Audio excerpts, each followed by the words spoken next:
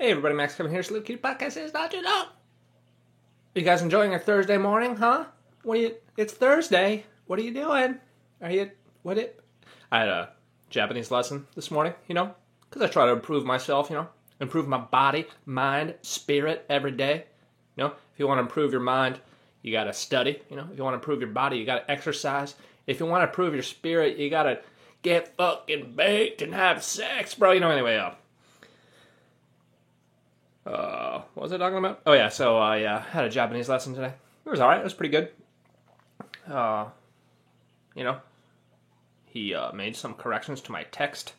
Yeah, this one book I've been working on for like the past 6 months, I think I'm going to separate it into 2 books, Because I noticed like, most people will just pay based on the price, not on the actual content. Because my book right now that I'm selling, I sell it for $5. And it has more content than another book that sells for like $25. But no one gives a shit, Like, if I raise the price to $20, it won't sell, because it's not really famous. I think it sells mostly because of the price. But anyway, so I'm going to split this one. I think I'm going to split this one into 2 books. Anyway, I know everybody's really interested in that, I went to the Carmen Bar last night, did some comedy. I fucking bombed terribly. Probably one of my worst performances ever. I went up second, and I started telling my jokes, and no one was fucking listening, There was some people playing pool in the back, and the other comics were scattered, and there was really only one woman listening who hosts sometimes, and my first 2 jokes are all right, and then my third joke, even before I'll tell you guys the joke, because I'm cutting it forever now, Even before I left, I was like, I know this joke sucks, but I don't know how to improve it, So, and what a lot of comedians do is they even when they know jokes suck, they tell them on stage and hope a moment of inspiration will come, in that moment to make the joke better. And, so that's what I was thinking, I was thinking, well, whatever, I'll just this joke sucks, but I'll tell it anyway, just because maybe I can improve it on stage, But then when I told it last night, it was just I just felt bad saying it. I was just why am I, as I was saying it, my mind was why are you even saying this? This joke's fucking stupid. No one's gonna laugh at this, even if they were paying attention, No one's fucking paying attention, but even if they were, no one would laugh at this, And that was going through my head. Then after I finished it, I was like, oh wow, I should probably lose that joke, or what am I doing up here? I couldn't remember the rest of my set, because I was just sort of frustrated, and I was thinking, God fucking damn it, no one's even fucking listening right now, why did I tell this stupid joke to this goddamn audience? And then I was like, fuck it, thanks for listening, and I got off the stage. Which I think a lot more comics should do, It's when they should just get off the fucking stage instead of wasting everybody's time, That's what I decided to do. Because I wasn't entertaining, so I was like, later, bro, I wish a lot of the other comics would do that too, One guy last night, he just sat down on the stage and started doing nothing, and the host started yelling at him tell a joke, do something, Everyone was complaining that no one was listening, but it's there was no one in there that was actually coming to see the show. There's some people playing pool, and pretty much everyone else was a comic, and none of them were sitting in the center there like I always do, That was another funny thing, is the organizer, the host, he came up to me, and he gave me a drink ticket, and he's like, oh, thanks for sitting in the middle, man, here's a drink ticket. And I was like, oh yeah, no problem, I don't drink, by the way, so I gave it back to him.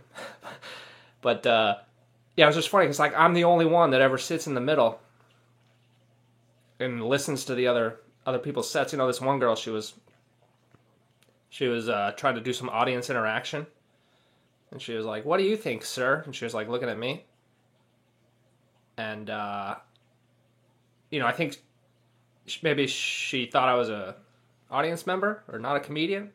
I mean, she would have known that I was a comedian if she had seen my set, but actually, she arrived late. I don't know what I'm talking about. She was actually sitting in the middle too, but I've seen her perform. I know all her jokes. It's I know all her jokes already, and And, she didn't recognize me, That was another thing, too. There's a couple comics that, like, I went outside. I went outside to stand around again, And everyone kind of made a semicircle excluding me, That was kind of mean. But, I mean, they didn't do it on purpose. It was just, like, sort of natural. They're just like, oh, who the fuck's this guy? He's not even talking. Let's just put our shoulders closer together, And, one of the other comics, he came up and, like, said hi to everybody and then just, like, walked past me. And I was like, oh, who the fuck is this guy, But I know who he is. I know his name. And I know pretty much all of his jokes, too. Because I sit and watch every time. And he never does. He just hangs out outside. But anyway.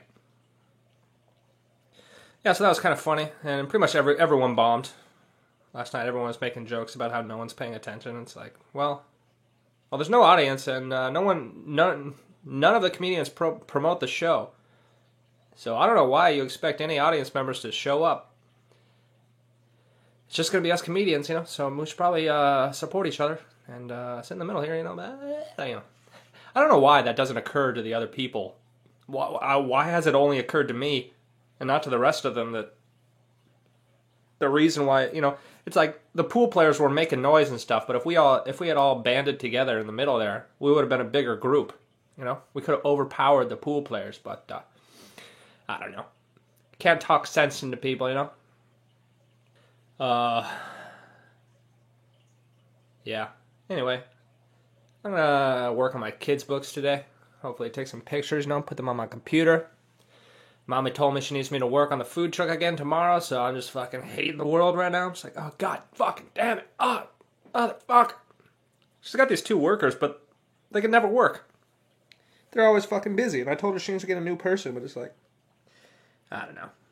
I don't want to get too much into this, but my mom still needs a new job, so if anybody's got a job my mom can do, please let me know in the comments, Like I said before, she's a 65-year-old woman. She's only 63, though, so she'll be 64 pretty soon. Happy birthday, Mommy! It's weird, too. It's my grandma died last week, but there's been no talk about her funeral, It's like none of her children even care. That's a little weird, huh? We'll see about that. I mean, she's been dead for like 5 days now. We're gonna have the funeral pretty soon here, There's gonna be. We got we're gonna wrap her up like a mummy. I mean, what are we gonna do? Her body's gonna start deteriorating, I don't want to go to that funeral and be like, oh God, what's that smell? Oh yeah, I didn't tell the joke. It just reminded me the shit joke. The shit joke. It's actually a poop joke, And it's basically like on Twitter. There's all these like national whatever days. So I'm like, why? Why are all these? It's International Puppy Day. Who made that up? Can I just make one up too? Oh, hey everybody, Max Kevin says today is International Poop Your Pants Day. Yeah. You go to work and like your coworkers are like, oh God, what's that smell? And you're standing there smiling. Like, oh, you guys forgot, huh?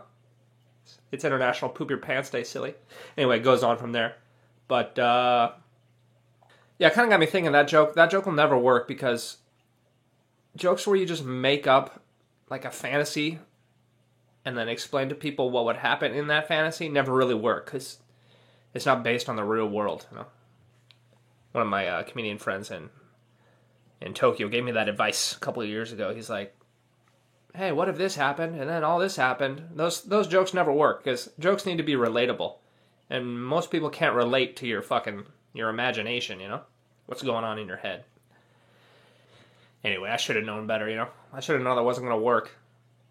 And I need to get better on like my crowd work. Not my crowd work, but just it's called reading the room, they say, It's when you get on stage and you look out at the audience and you know what kind of jokes are going to work, Like if the audience is all a bunch of little kids, you can tell fart jokes, right? But if it's all a bunch of old people, you gotta be more clean, You gotta tell jokes about remember back in the day, Johnny Carson? Oh, that guy was great, You gotta read the room, and I'm not very good at that.